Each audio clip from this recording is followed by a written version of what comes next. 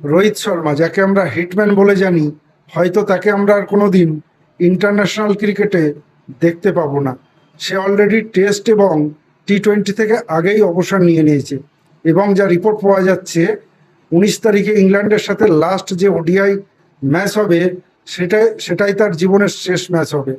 তার কারণ বিসিসিআই থেকে তাকে নাকি খবর পাঠানো হয়েছে 2027-এর যে ওডিআই ওয়ার্ল্ড কাপ হবে সেখানে তারা রোহিত শর্মাকে নিয়ে ভাবছে না, তারা অন্য কাউকে নিয়ে ভাবছে।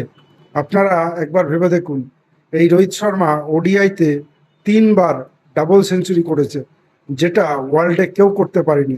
একমাত্র রোহিত শর্মাই 3বার ডাবল সেঞ্চুরি করেছে ওডিআইতে, একবার 264 করেছিল, মনে আছে? আমরা একটা জিনিস খুব মিস করব, যেটা লেগ সাইডে পুল করে যে সিক্সগুলো মারতো রোহিত শর্মা, এই শটগুলো আর হয়তো কোনোদিন দেখতে পাবো না। আমি একটাই রিকোয়েস্ট করব বিসিসিআইকে, 2027-এর ওয়ার্ল্ড কাপ অ্যাটলিস্ট রোহিত শর্মাকে খেলানো উচিত। তার কারণ 2027-এর ওয়ার্ল্ড কাপ হচ্ছে সাউথ আফ্রিকাতে এবং সেখানে প্রচণ্ড বাউন্সি পিচ।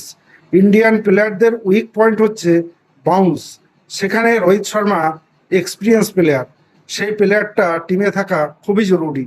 তার জন্যে রোহিত শর্মাকে অ্যাটলিস্ট 2027-এর ওয়ার্ল্ড কাপটা শেষ সুযোগ দেওয়া উচিত। সে ইন্ডিয়ান টিমের জন্যে অনেক কিছু করে দিয়েছে, টি-20 ওয়ার্ল্ড কাপ জিতেছে, এশিয়া কাপ জিতেছে এবং আরও অনেকগুলো টুর্নামেন্ট রোহিত শর্মার দ্বারা আমরা জিতেছি।